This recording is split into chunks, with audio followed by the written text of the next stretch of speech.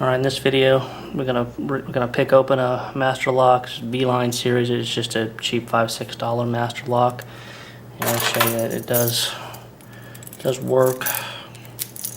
It'll come up with a key and everything, and it's not been altered or anything in any way.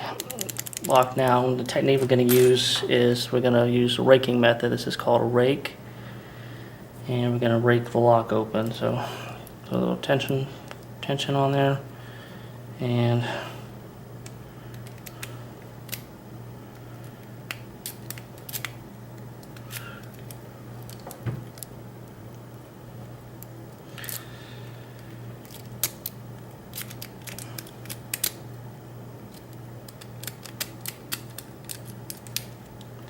there we go. And that is how you rake open a master lock.